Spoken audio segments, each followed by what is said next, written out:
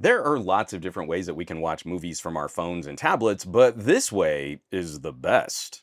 Hey there, this episode of Some Gadget Guy is brought to you by viewers like you, all of the incredible people contributing on patreon.com/SomeGadgetGuy. More info on those awesome nerds later in the video. Okay, I don't even have a script for this one, it just kind of came up in casual conversation. I sat down in front of my camera to give you an answer. I'm gonna tell you the steps, and then I'll explain why those steps matter. The best way to have a portable cinema-grade experience anywhere you might travel from your phone, you want a phone that has video output through the USB-C, and you want to grab yourself some of these AR cinema glasses. Then, the content you want to watch, you want to make sure that you can control those files, preferably some kind of DRM-free MP4 or MKV. To watch those files on the phone, you're going to get the app VLC. You're going to plug the glasses into the phone, then open VLC, and from VLC, you'll select which video file you want to watch. Then you can kick back and enjoy a movie theater presentation anywhere in the world that you can carry this combo. That's it. Those are the steps. You can stop watching this video now if that's all you cared about, because the rest of this video, I'm going to be rambling a bit to explain why those steps matter. I'm a huge fan of portable monitors. A portable monitor is one of the best accessories you can invest in for phones, tablets, laptops, desktops, portable game consoles. More screen improves the functionality of every computer you own. The most exotic version of a portable monitor are these little AR cinema glasses, which essentially just project out a big screen TV anywhere that you can put this on your face. And often in places where a big screen TV could not exist. I've enjoyed testing out options from Xreal, Rokid, TCL Ray Neo, and most recently got to play with a VR hybrid version of that from Goovis, the Goovis Art. It might take a little shopping to get the headset that best fits your face, just like breaking in a new pair of earbuds. Not any one earbud is a perfect fit for everybody, but once you found your preferred headset, you're treated to a brilliant multimedia experience. But here's where things get funny. A lot of these glasses have AR apps built into them that are kind of useless. They won't really use the other apps on your phone, and it's hard sometimes to find a good sync for things like multimedia files. Sometimes you can open up a browser and log into Netflix and stream that way. Sometimes you're going to be blocked by Netflix copy protection. It's really hard to predict what's going to work. But even under the best case scenario, that's only helpful if you're streaming content, which you might not be able to do on an airplane or out in a remote area or down at the beach. If your data isn't reliable, you can't count on streaming. I've become a really big fan of backing up my old DVD and Blu-ray collection. I'm running a Plex server that's ridiculous right now. But if you noticed in my instructions, I didn't recommend going over Plex. I recommended locally storing the video files and using VLC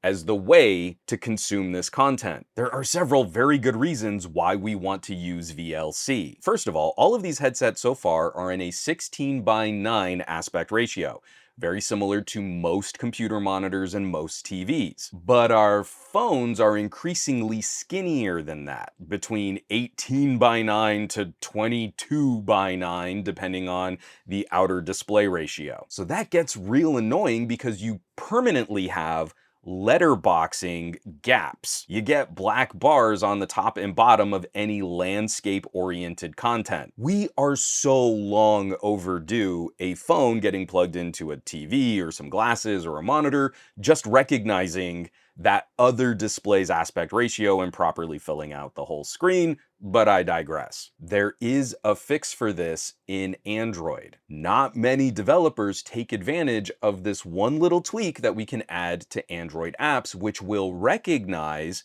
an external display and put out an alternate view than what's on the phone screen. You don't need to have a desktop mode to experience this alternate display out when you use apps that can recognize an external display. There are so few apps that I found that can utilize this feature. One of them is actually kind of handy. It's LumaFusion. While you're editing video on your phone or tablet, you can send your video preview out to a larger display. That's really handy. We like having that kind of display flexibility. Multi-screen from a phone or a tablet. It's awesome. I'm pretty sure you can see where I'm going with this. The other app that I found that does this really well is VLC. If you plug your phone into a TV or monitor, VLC will send the video to that other display, and then it lets your phone screen just go black. The screen is still technically on, but all of the pixels are black, and on OLED screens, that means you're using a ton less power. The phone is having to power these glasses. You don't want it to also copy everything on the phone's built-in screen.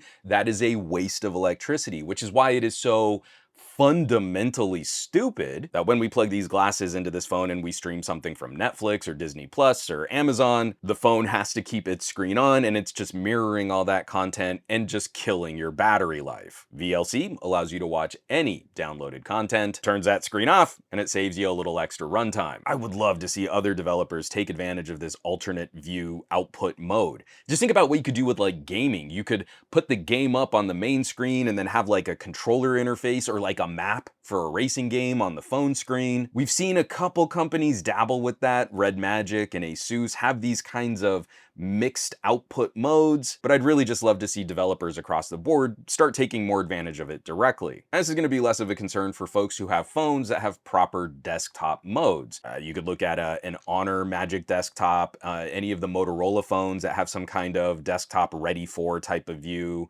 Samsung DeX. And to get really nerdy, you could also go nostalgic, get something like an LG V60. I've been saying this for so long, but an old LG is really a great investment in a portable multimedia device. They're still great today. That second life is like a standalone device just to handle your music and movies. Chef's kiss, V60. LG went out on a high note. Those phones offer a critical advantage over screen mirroring. On DeX or Ready For or Honor Magic Desktop, as you're using the desktop mode, the phone screen will eventually time out and shut off, and that's what saves you battery. Even the really bare-bone desktop mode that's built into Android doesn't achieve this. When the phone screen shuts off, your second display shuts off too. You always have to keep the phone screen on even when you're not paying attention to it. The desktop modes can help us get around that, and maybe you'll have better luck if you've downloaded content from Netflix. True, full-featured desktop modes are super handy, and it's why there are a whole group of enthusiasts that are looking at their phones as proper laptop replacements. But there's still a good argument for VLC. If you're sitting on an airplane, you quickly want to fire something up and just watch a movie, you don't have to go through the full PC interface. Launch the app, go digging through. You've got a floating window that's even smaller. Maybe you have to use some kind of on-screen trackpad to navigate over, or you can just screen mirror, fire up VLC, and push play. I have put out an opinion on the internet. I believe this is the best way to get the best mobile cinema experience anywhere in the world. But I'm sure some folks out there probably disagree, and they might have some other suggestions, some other apps, and some other accessories that might do the job better. And I bet you they'll leave some of those really tasty hot takes down in the comments underneath this video, because they're clever like that. And I love digging into this stuff, just finding more of that use, more practicality, get more gadget bang for your gadget buck.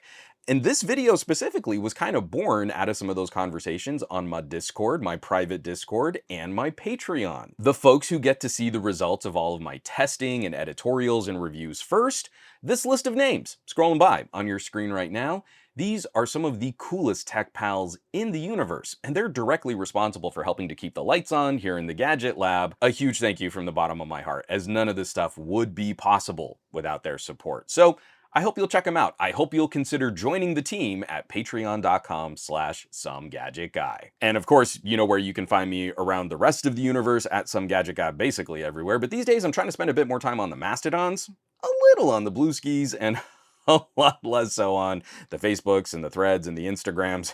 Not at all on that dumpster fire site. And I will catch you all on the next video.